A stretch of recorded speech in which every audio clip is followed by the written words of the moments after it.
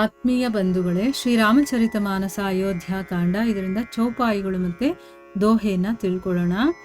ಸುರ ಸ್ವಾರಥಿ ಮಲೀನ ಮನ ಕೀನ್ಹ ಕುಮಂತ್ರ ಕುಠಾಟು ರಚಿ ಪ್ರಪಂಚ ಮಾಯಾ ಪ್ರಬಲ ಭಯ ಭ್ರಮ ಅರತಿ ಉಚಾಟು ಕರಿ ಕುಚಾಲಿ ಸೋಚತ ಸುರ ರಾಜು ಭರತ್ ಹಾತ್ ಸಬು ಕಾಜು ಅಕಾಜು गये जनकु रघुनाथ समीपा सन माने सब रविकुल दीपा समय समाज धर्म अभिरोधा बोले तब रघु बंस पुरोधा जनक भरत संवाद सुनाई भरत कहावुति कहीं सुहाई तात राम जस आयसु देहूं सो सब करे मोर मत येहूं सुनी रघुनाथ जोरी जुगपानी बोले सत्य सरल मृदुबानी विद्यामान आपुनि मिथिलेसु मोर कहब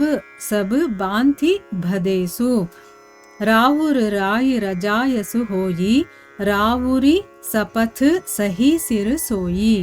ಇವು ಚೌಪಾಯಿಗಳು ಮತ್ತೆ ದೋಹೆ. ಈಗ ಇದರ ಅರ್ಥವನ್ನ ತಿಳ್ಕೊಳ್ಳೋದಕ್ಕೆ ಪ್ರಯತ್ನ ಮಾಡೋಣ.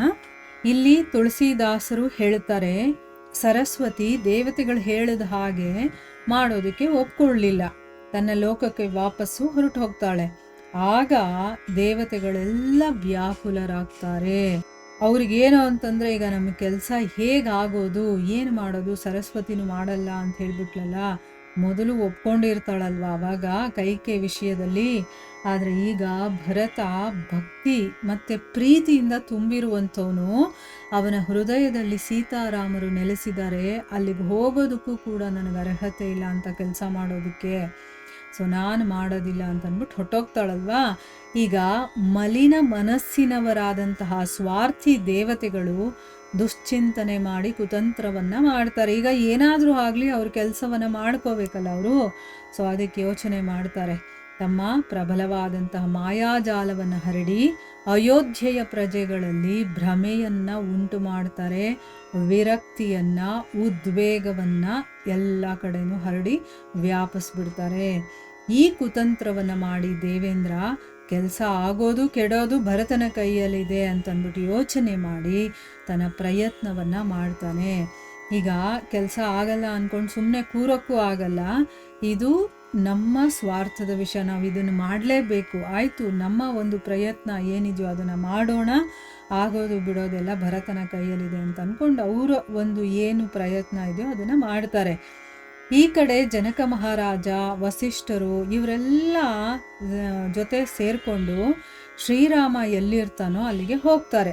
ರವಿಕುಲ ದೀಪಕನಾದಂತಹ ಶ್ರೀರಾಮ ಎಲ್ಲರನ್ನೂ ಕೂಡ ಸ್ವಾಗತ ಮಾಡ್ತಾನೆ. ಆಗ ರಘುಕುಲ ಪುರೋಹಿತರಾದಂತಹ ವಸಿಷ್ಠರು ಸಮಯ, ಸಮಾಜ ಮತ್ತು ಧರ್ಮಕ್ಕೆ ಅನುಕೂಲವಾಗುವ ಹಾಗೆ ಮಾತಾಡ್ತಾರೆ. ಕೆಲವರು ಇರ್ತಾರೆ ಹೇಗೆ ಅಂತಂದರೆ, ಅಲ್ಲಿ ಆ ಸಮಯದಲ್ಲಿ ಆ ಮಾತಾಡಲೇಬಾರ್ದು, ಆದರೆ ಅಲ್ಲಿ ಸಮಯ ಸಂದರ್ಭ ಏನೂ ನೋಡದೆ ಮಾತಾಡೋದು. ಇದೆಲ್ಲ ನಾವು ಕಲ್ತ್ಕೋಬೇಕಿಲ್ಲಿ. ನೋಡಿ ಯಾಕೆ ಹೇಳ್ತಾ ಇದ್ದಾರೆ ತುಳಸಿದಾಸರು ಅಂತಂದರೆ, ಯಾವ ಸಮಯದಲ್ಲಿ ಆ ಸಂದರ್ಭಕ್ಕೆ ಏನು ಮಾತಾಡಬೇಕು ಅಷ್ಟೇ ಮಾತಾಡಬೇಕಾಗುತ್ತೆ. ಈಗ ಯಾವುದೋ ಒಂದು ಸಾವಿಗೆ ಹೋಗಿರ್ತೀವಿ, ಅಲ್ಲಿ ಹೋಗ್ಬಿಟ್ಟು ಜೋಕ್ಸ್ ಮಾಡಿಕೊಂಡು ನಕ್ಕರೆ ಹೇಗಿರುತ್ತೆ ಹೇಳಿ ಅಲ್ವಾ? ಆ ರೀತಿ ಅಲ್ಲ. ಆ ಒಂದು ಸಂದರ್ಭಕ್ಕೆ ಹೇಗೆ ನಾವು ನಡ್ಕೋಬೇಕೋ ಆ ರೀತಿ ನಡ್ಕೋಬೇಕು. ಹೇಗಿರಬೇಕೋ ಹಾಗಿರಬೇಕು. ಎಷ್ಟು ಏನು ಮಾತಾಡಬೇಕು ಅಷ್ಟು ಮಾತಾಡಬೇಕು. ಇದನ್ನೆಲ್ಲ ನಾವು ಕಲಿಬೇಕು. ಅದನ್ನು ಬಿಟ್ಟು ಎಲ್ಲಂದರೆ ಅಲ್ಲಿ ಹೇಗಂದರೆ ಹಾಗೆ ನಡ್ಕೊಂಡ್ರೆ ನಿಜವಾಗ್ಲೂ ಅವನನ್ನು ಜೆಂಟ್ಲ್ಮನ್ ಅನ್ನೋದಿಲ್ಲ. ಅಂದರೆ ಅವನಿಗೆ ಒಂದು ಮನುಷ್ಯತ್ವ ಅಥವಾ ಒಬ್ಬ ಮನುಷ್ಯ ಹೇಗೆ ನಡ್ಕೋಬೇಕು ಅನ್ನೋದು ಗೊತ್ತಿಲ್ಲ. ಆ ರೀತಿ ಎಲ್ಲ ಹೇಳ್ತಾರೆ ಜನಗಳು ಅಲ್ವಾ? ಅದು ನಮಗೂ ಅಷ್ಟೇ ಒಂದು ಮನ್ಸಿಗೆ ಸಮಾಧಾನ ಇರೋದಿಲ್ಲ ಆ ರೀತಿ ಎಲ್ಲ ನಡ್ಕೊಂಡ್ರೆ. ಅಯ್ಯೋ, ಬೇರೆಯವ್ರಿಗೆ ನಾವು ನೋವಾಗೋ ಹಾಗೆ, ಅಥವಾ ಆ ಸಂದರ್ಭಕ್ಕೆ ನಾವು ಏನು ಮಾತಾಡಬೇಕು ಅದನ್ನು ಮಾತಾಡಲಿಲ್ಲ, ಅಥವಾ ಏನು ಮಾತಾಡಬಾರ್ದು ಅದನ್ನು ಮಾತಾಡಿಬಿಟ್ಟಾಗ ನಮ್ಮ ಎದುರುಗಡೆ ಇರುವಂಥ ಆ ಮನುಷ್ಯನಿಗೆ ಎಷ್ಟು ನೋವಾಗುತ್ತಲ್ವ, ಅದಕ್ಕೆಲ್ಲ ಕಾರಣ ನಾವು ಆಗ್ತೀವಿ. ಅದಕ್ಕೆ ಈ ಒಂದು ವಿವೇಕ ನಮ್ಮಲ್ಲಿ ಇರಬೇಕು, ಯಾವಾಗ ಹೇಗೆ ಮಾತಾಡಬೇಕು ಅಂತ. ಇಲ್ಲಿ ಪುರೋಹಿತರವರು, ವಸಿಷ್ಠರಲ್ವಾ, ಅವರು ನೋಡ್ತಾರೆ ಆ ಸಮಯಕ್ಕೆ ಮತ್ತು ಆ ಒಂದು ಸಮಾಜಕ್ಕೆ ಮತ್ತೆ ಆ ಧರ್ಮಕ್ಕೆ ಅನುಗುಣವಾಗಿರಬೇಕು, ಆ ರೀತಿ ಅವ್ರು ಮಾತಾಡ್ತಾರೆ. ಮೊದಲಿಗೆ ಜನಕ ಮತ್ತೆ ಭರತ ಇವರಿಬ್ಬರ ನಡುವೆ ನಡೆದಂತಹ ಸಂವಾದವನ್ನ ಅಲ್ಲಿ ಹೇಳ್ತಾರೆ. ಏನ್ ಮಾತಾಯ್ತು ಜನಕ ಮತ್ತೆ ಭರತರಲ್ಲಿ ಆ ವಿಷಯವನ್ನ ಮಾತಾಡ್ತಾರೆ. ಆಮೇಲೆ ಭರತನ ಮಾತನ್ನ ಹೇಳ್ತಾರೆ. ಭರತ ಈ ರೀತಿ ಹೇಳಿದಾನೆ ಅಂತಂದ್ಬಿಟ್ಟು ಅವ್ರಿಗೆ ಹೇಳ್ತಾರೆ. ಆಮೇಲೆ ಹೇಳ್ತಾರೆ, ಮಗು ರಾಮ, ನಿನ್ನ ಆಜ್ಞೆಯ ಹಾಗೆ ಅಂದ್ರೆ ನೀನ್ ಏನು ಹೇಳ್ತೀಯೋ ಆ ರೀತಿ ಎಲ್ಲರೂ ಕೂಡ ನಡ್ಕೊಳ್ಳಿ, ಇದೇ ನನ್ನ ಅಭಿಪ್ರಾಯ ಅಂತಂದ್ಬಿಟ್ಟು ಹೇಳ್ತಾರೆ. ಅಂದರೆ ನೀನು ಹೇಳೋದೇ ಸರಿಯಾಗಿರುತ್ತೆ, ಸೊ ನೀನೇನು ಹೇಳ್ತೀಯೋ ಆ ರೀತಿ ಎಲ್ಲರೂ ಕೂಡ ಕೇಳಲಿ, ಅದು ನಮ್ಮ ಅಭಿಪ್ರಾಯ ಅಂತಂದ್ಬಿಟ್ಟು ಹೇಳ್ತಾರೆ. ಇದನ್ನು ಕೇಳಿ ಶ್ರೀರಾಮ ಎರಡೂ ಕೈಗಳನ್ನು ಜೋಡಿಸಿ ಸತ್ಯವೂ ಸರಳವೂ ಕೋಮಲವೂ ಆಗಿರುವಂಥ ಮಾತನ್ನು ಹೇಳ್ತಾನೆ. ನೋಡಿ, ಈಗ ಮಾತಾಡೋದು ಹೇಗಿರಬೇಕು ಅಂತ ಇಲ್ಲಿ ಕಲಿಬೇಕು ನಾವು. ಏನು, ನಾವು ಆಡುವಂಥ ಮಾತು ಸತ್ಯ ಅಂತಂದರೆ ನಿಜ ಆಗಿರಬೇಕು. ನಿಜ ಹೇಳ್ತಾ ಇದ್ದೀವಿ ಅಂತಂದ್ಬಿಟ್ಟು ಅದನ್ನು ಅರ್ಥ ಆಗದೆ ಇರೋ ಥರ ಏನೇನೋ ಕಷ್ಟಕರವಾದಂಥ ಪದಗಳನ್ನೆಲ್ಲ ಉಪಯೋಗಿಸ್ಕೊಂಡು ಹೇಳಿದಾಗ ಅದು ಮುಂದೆ ಇರೋನ್ಗೆ ಅರ್ಥ ಆಗಬೇಕಲ್ವ. ಅದಕ್ಕೆ ಸರಳವಾಗಿರಬೇಕು, ಆಮೇಲೆ ಕೋಮಲವಾಗಿರಬೇಕು.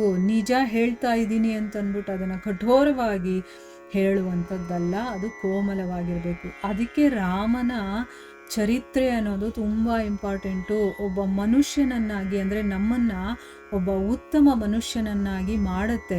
ಯಾವಾಗ ರಾಮನ ಚರಿತ್ರೆಯನ್ನು ತಿಳ್ಕೊಂಡು ಅವನು ಜೀವನದಲ್ಲಿ ಹೇಗೆ ನಡ್ಕೊಂಡು ಬಂದೋ ಅದನ್ನು ನಾವು ಕೇಳಿದಾಗ, ಅದನ್ನು ನಮ್ಮ ಜೀವನದಲ್ಲಿ ಸ್ವಲ್ಪ ಮಟ್ಟಿಗಾದರೂ ಅದನ್ನು ಅಳವಡಿಸ್ಕೊಳ್ಳೋದಕ್ಕೆ ಪ್ರಯತ್ನ ಮಾಡಿದಾಗ ನಾವು ಕೂಡ ಒಬ್ಬ ಉತ್ತಮ ಮನುಷ್ಯರಾಗೋದಕ್ಕೆ ಸಾಧ್ಯ ಆಗುತ್ತೆ. ಈಗ ನಮಗೆ ಗೊತ್ತಾಗಿದೆ ಅಲ್ವಾ, ಸತ್ಯವನ್ನು ನುಡಿಬೇಕು, ಅದು ಸರಳವಾಗಿರಬೇಕು ಮತ್ತು ಕೋಮಲವಾಗಿರಬೇಕು. ಆ ರೀತಿಯ ಮಾತನ್ನು ಈಗ ರಾಮ ಹೇಳ್ತಾನೆ.